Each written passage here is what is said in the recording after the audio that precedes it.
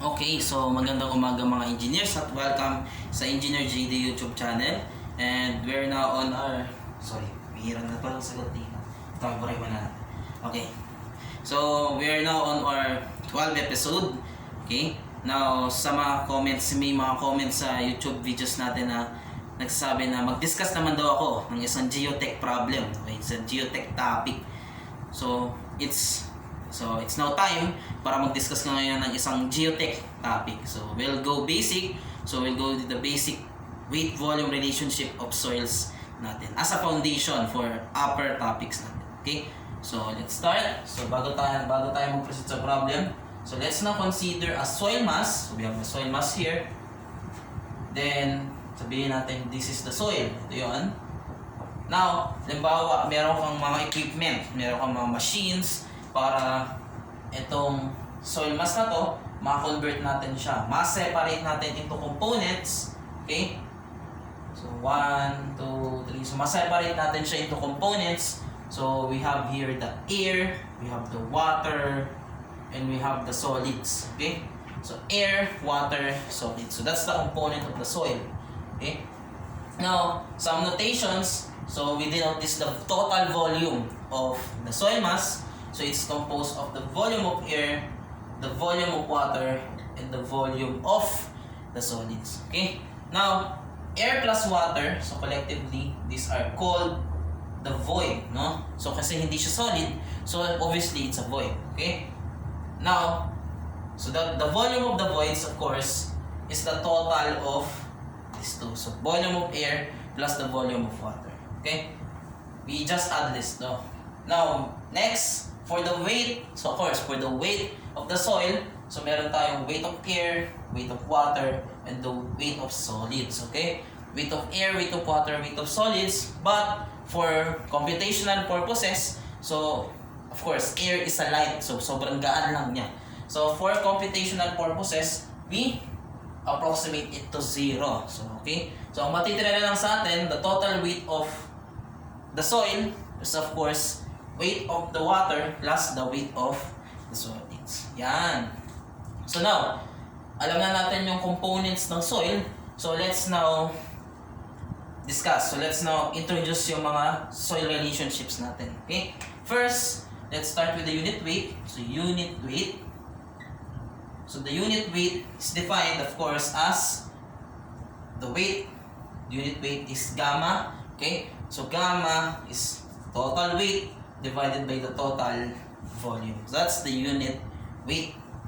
Next, we also have what we call the dry unit weight. Halimbawa, pinainitan mo siya sa oven or walang, so hanggang sa mawala yung tubig dun sa soil natin. So denoted by gamma dry. So it's equal to the weight. Of course, pag dry na siya, wala ng water. Of course, so solids na lang yung matitira sa kanya. Weight of solids over the total volume natin. Okay? Now, beside these two, meron pa tayong iba pang mga formulas, no? First is the void ratio. So, void ratio, E. So, it is defined as the volume of the voids divided by the volume of the solids natin. Okay? Another one, related dyan, is what we call the porosity. So, porosity, which is N. N is the volume of the voids divided by the total volume of the solids. The total volume of the soil mass natin. Now, again, volume of voids, sabi ko kanina, it's composed of air and water. So, huwag natin kakalimutan yan. So, it's volume of air plus the volume of water. Okay? Now, another one is what we call the degree of saturation. Okay? Degree of saturation S. Okay? Capital S, equal daw siya sa volume of water divided by the volume of voids natin. Okay? And sometimes, degree of saturation, ina-express natin siya in terms of percent. So, times 100%. Okay? Now, next, another formula is, of course, yung tinatawag nating moisture content. So, moisture content. So, another one is water content, no? So, denoted by the Greek letter small omega, okay? It's equal to the weight of the water over the weight of the solids times 100%. So, moisture content. Okay? So, minsan sa ibang libro, dinedenote siya as MC. So, yan, moisture content. Okay? The last one, meron pa tayong tinatawag na, bilasan po ba tayo? Yun, specific gravity na tinatawag. Okay? Specific gravity is defined as the unit weight of the solids divided by the unit weight of the water. Okay? Yan. So, unit weight of the solids divided by the unit weight of water. Kuha po. So, pwede nyo i-post at this point, no? Para makapture nyo lahat ng formula sa to at makopya. Okay? Okay, pwede guys. Sige, burayin na natin. And let's start solving this problem sa left natin. Okay? So, we have the volumes of air, water, and solids in a soil mass are in the ratio 1 to 2 to 3. It requires 2670 kg of solids without voids to be the cubic meter. Find these 6 parameters natin. 6 soil parameters. Starting with first one, the void ratio E. The void ratio E is equal to the volume of voids divided by the volume of solids natin. Okay? So the volume of voids, sabi ko nina, it's the volume of air plus the volume of water. Tama? So below, volume of solids. Now, we have here, so naka-ratio siya, yung ratio ng air, volume ng air and water and solids natin. So define natin. So we have the volume of air. So naka-ratio 1 siya dito. So define it as 1x. So x. So dito, volume of water, naka-ratio 2 dito. So 2x.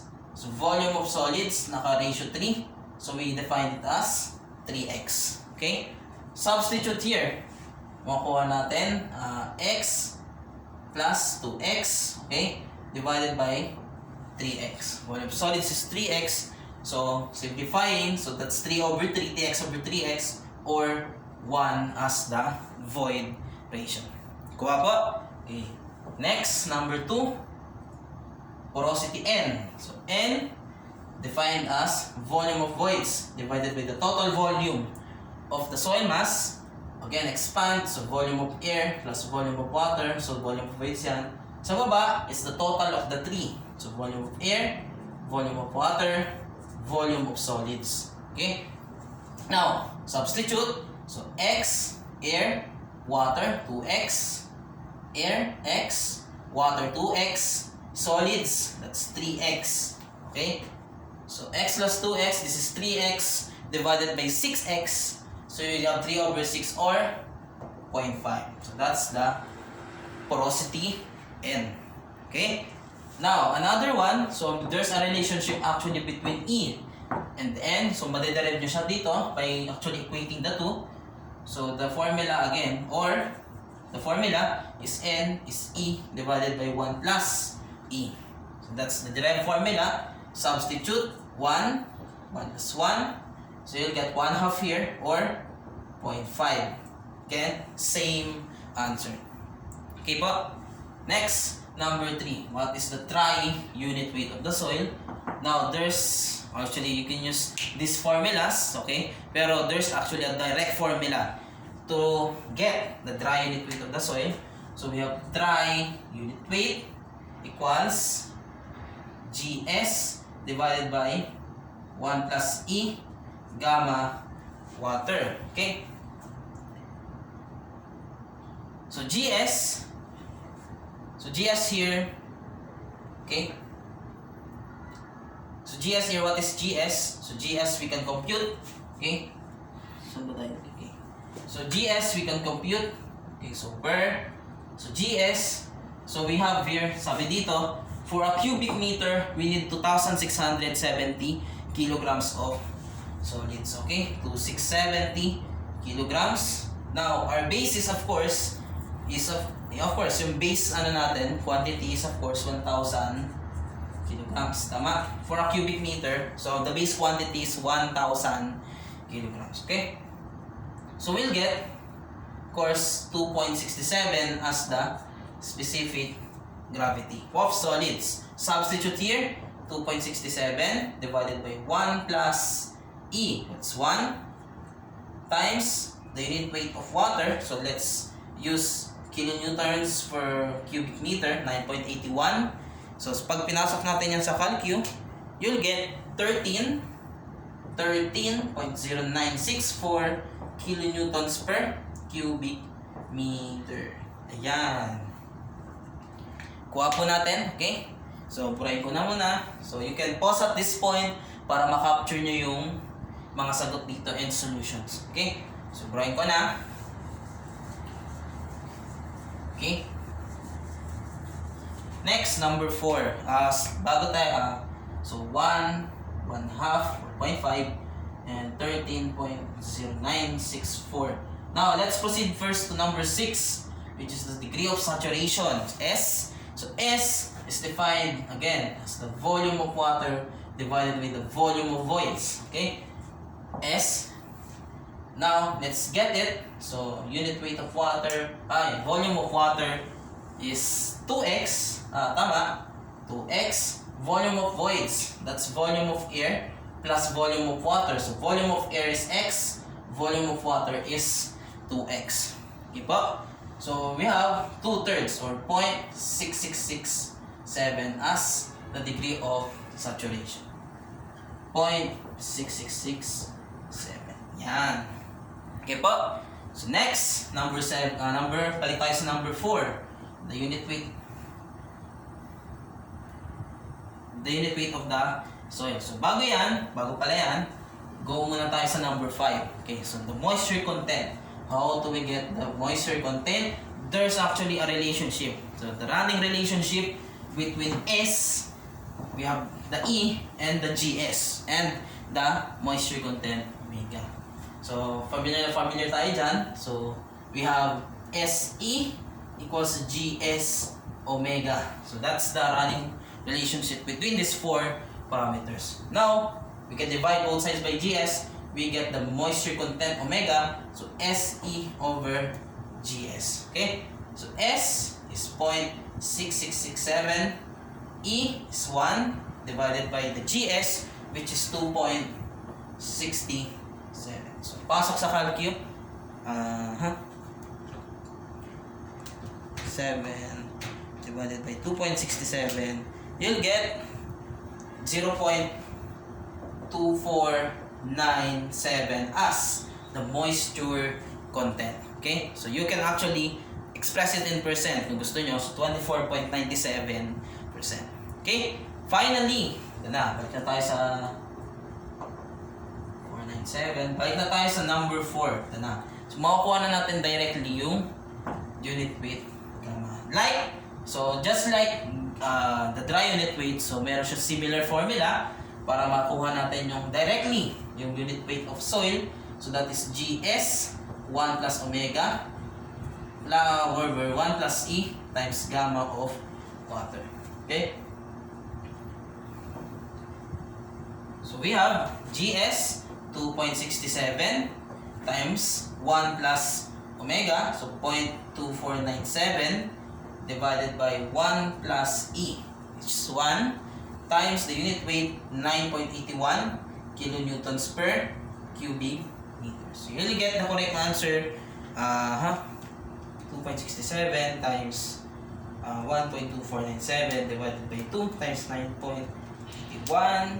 You'll get 16.3665 kilonewtons per cubic meters. Yan. So, 16.3665. Okay. So, pakita mo na. So, you can capture at this point. Okay, you can capture. Stop the video at this point para ma-capture nyo yung mga solutions na to. Okay?